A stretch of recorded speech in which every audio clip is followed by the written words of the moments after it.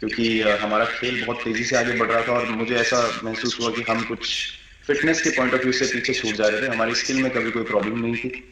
तो एक स्वामी जी ने भी बात रखी, आपने भी बात करी, मिलिंद जी ने भी पहले बताया, एक जो सेल्फ रियलाइजेशन की बात है कि आपको खुद से रियलाइज हो कि मुझे क्या बदलना है अपने अंदर। तो मुझे वो एक समय पे खुद भी एक्सपीरियंस हुआ कि नहीं, फिटनेस जो है वो प्रायोरिटी होनी चाहिए। और अगर मैं आपको ऑनेस्टली बताऊं तो पहले खेल को अच्छा करने के लिए फिटनेस मैंने शुरू करी, लेकिन आज अगर प्रैक्टिस मिस भी हो जाए तो मुझे इतना खराब नहीं लगता। लेकिन अगर फिटनेस सेशन मेरा मिस हो जाए या एक्टिविटी मिस हो जाए तो मुझे ज्यादा खराब लगता है। तो इसके फायदे जो है तो सर वो सबसे पहले आपको ये जो नया मंत्र जगा, तो दिल्ली के छोले भटूरे का ही बहुत दुखता हुआ होगा। बहुत ज्यादा सर, मतलब जो अभी हमने थोड़ी देर पहले बात करी थी, हमारा जो नेटिव डाइट है, जिस रीजन से हम आते हैं उसका जो हम वो तो डाइट का भी एक बहुत बड़ा कंट्रीब्यूशन था जो डिसिप्लिन नहीं था। तो वो फिटनेस, फिजिकल फिटनेस और डाइट दोनों चेंज करना पड़ा सर। उसकी वजह से ही चेंजेस आने शुरू हुए। और मैं इस चीज से इसलिए रिलेट कर पाता हूँ क्योंकि जैसे हमारे खेल में चेंजेस आए, आज की लाइफ की भी डिमांड्स बहुत ज्यादा हो गई हैं, बहुत हेक्टिक हो गई है लाइफ।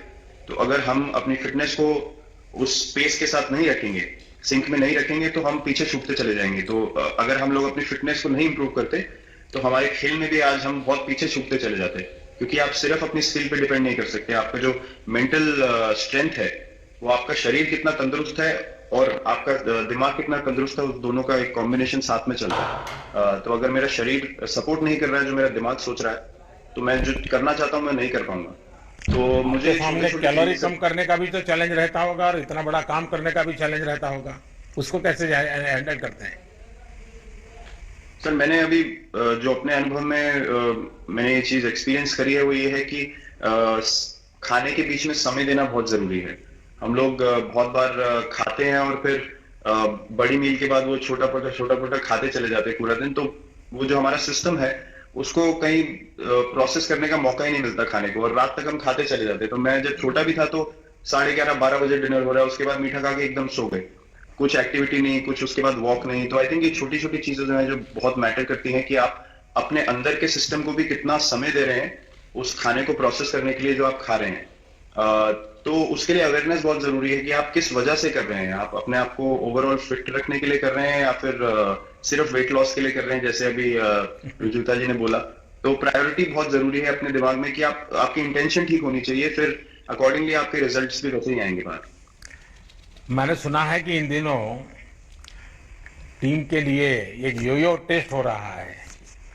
क्या ये कैप्टन को भी ये योयो टेस्ट करवाना पड़ता है कि आपको छुट्टी होती है? और योयो टेस्ट होता क्या है?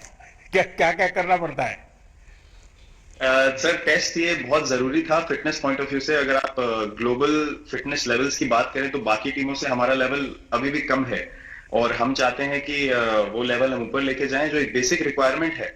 आज की डेट में हम लोग फोकस करते हैं कि जैसे T20 मैच हो गया या वनडे मैच हो गया, वो एक दिन में खत्म हो जाता है। लेकिन अगर हम टेस्ट मैच की बात करें जो 5 दिन आपको खेलना है, हर शाम को आपको वापस जाना है, अगले दिन फ्रेश आना है, तो उस पॉइंट ऑफ व्यू से ये फिटनेस जो स्टैंडर्ड था वो बहुत जरूरी था। और मैं सबसे पहले मैं ही जाके भागता हूँ, और ये कंडीशन है कि अगर मैं भी फेल हो जाऊंगा तो सिलेक्शन के लिए मैं भी अवेलेबल नहीं हूँ। तो आई थिंक ये सिस्टम और ये कल्चर सेट करना बहुत जरूरी होता है। और उससे क्या होता है सर, ओवरऑल एक जो फिटनेस लेवल है टीम का बढ़ेगा। जैसे टेस्ट क्रिकेट में हमारा बहुत बार होता है कि आप थके हुए हैं, तीसरे दिन आके आपको, जैसे हमारे फास्ट बॉलर्स हैं आज की डेट में वो दुनिया में सबसे ऊपर है, तो उनको अगर दूसरे तीसरे चौथे दिन आके वो एफर्ट डालना है फील्ड पे तो वो डाल सकते हैं। पहले क्या होता था, स्किल हमारे पास हमेशा से रही है, लेकिन शायद जो मैंने आपको बोला वो ट्रांजिशन मैंने जो एक्सपीरियंस किया, हम लोग वो जरूरी समय जो आता है जहां पे शरीर थक जाता है और टीम को आपकी जरूरत है, वहां पे परफॉर्मेंस जो है हमारी डिप हो जाती थी और दूसरी टीम जीत जाती थी। आज की डेट में हमारी फिटनेस की वजह से हम वो जरूरी समय में उस चीज को कैपिटलाइज कर पा रहे हैं और हमारे रिजल्ट्स उसी तरीके से आ रहे हैं। तो एक एक sir benchmark I think elite sports में होना जरूरी है, उससे एक फिटनेस विराट कल्चर जी, बना। मैं देख रहा हूं कि आपका टाइम मैनेजमेंट तो है ही है, लेकिन फिर भी आपकी एक्टिविटी इतनी नजर आती है ना, मैं भी कभी कभी फॉलो करता हूँ। कभी थकान नहीं लगती क्या आपको? सर थकान अगर मैं ऑनेस्टली आपको बोलूं, थकान हर किसी को होती है। अगर आप फिजिकल एफर्ट करेंगे तो थकान होगी। लेकिन अगर आपका लाइफस्टाइल अच्छा है, अगर आप खा अच्छा रहे हैं, अगर आप फिटनेस रेगुलरली कर रहे हैं, आपकी रिकवरी अच्छी है, तो आपकी स्लीप अच्छी है, स्लीप पैटर्न्स अच्छे हैं, तो आपकी रिकवरी तेज होगी। तो अगर मैं थक रहा हूं और 1 मिनट में मैं दोबारा रेडी हो जा रहा हूं, तो वो मेरा प्लस पॉइंट है। तो आई थिंक वो मैंने एक चीज एक्सपीरियंस करी जो बहुत जरूरी हो जाती है। आपका ओवरऑल लाइफस्टाइल कैसा है उसके ऊपर बहुत डिपेंड करता है। विराट जी, बहुत अच्छा लगा मुझे। और मैं आपको, अनुष्का जी को और आपके दोनों के परिवार को निकट भविष्य की शुभ घड़ी के लिए बहुत बहुत शुभकामनाएं देता हूं। नमस्कार आप सर। दुबई में से आज समय निकाला और फॉलो करते हैं। मैं जरूर चाहूंगा, देश भी जानना चाहेगा, क्योंकि नौजवान आपको, आपकी हर गतिविधि को देखता है, ये आपको कैसे मदद करता है। पहली बात तो बहुत बहुत धन्यवाद सर, यहाँ पे हम सबको बुलाने के लिए। एक सब लोगों ने फिट इंडिया मूवमेंट के बारे में बात करी, और इसके फायदे, इसके लाभ हमको रोज अपनी डेली लाइफ में किसी ना किसी तरीके से दिखते हैं। सबने अपने एक्सपीरियंसेस बताए। मिलिंद जी ने भी बहुत अच्छी बातें रखी, बहुत इंस्पिरेशनल उनका भी काम रहा है, उनकी जर्नी रही है पिछले कुछ सालों में, मैंने भी बहुत ऑब्जर्व किया है। और मेरे खुद के एक्सपीरियंस में सर एक ट्रांजिशन एक्सपीरियंस करने को मिला मुझे, कि जिस जिस पीढ़ी में हम खेलना शुरू हुए और जो उस समय खेल की हमारी डिमांड्स थी, वो बहुत तेजी से बदली एक समय के बाद। और मुझे ये एक्सपीरियंस हुआ कि जो एक हमारा सिस्टम बन चुका था, हमारा एक रूटीन बन चुका था, वो हमारे खेल के डिमांड्स के लिए सही नहीं था, और उसे बदलना जरूरी था।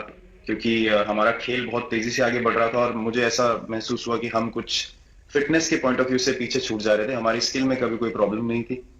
तो एक स्वामी जी ने भी बात रखी, आपने भी बात करी, मिलिंद जी ने भी पहले बताया, एक जो सेल्फ रियलाइजेशन की बात है, कि आपको खुद से रियलाइज हो कि मुझे क्या बदलना है अपने अंदर।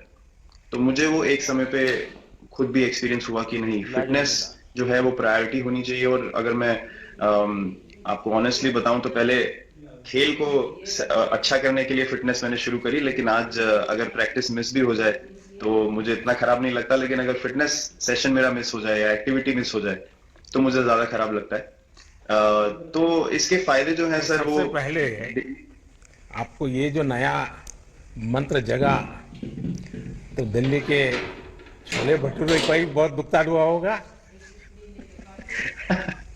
बहुत ज्यादा सर। मतलब जो अभी हमने थोड़ी देर पहले बात करी कि हमारा जो नेटिव डाइट है, जिस रीजन से हम आते हैं उसका जो हम वो खाते हैं, उससे मैंने कभी एक्सपीरियंस नहीं किया कि हेल्थ इश्यूज हुए हो या किसी को कोई बीमारियों का सामना करना पड़ा हो। मेरी खुद की एक्सपीरियंस में मेरी नानी, मैंने बहुत समय तक देखा, इतनी ज्यादा उम्र में भी उनकी हेल्थ हमेशा ठीक रही, हमेशा उन्होंने घर का सिंपल खाना खाया।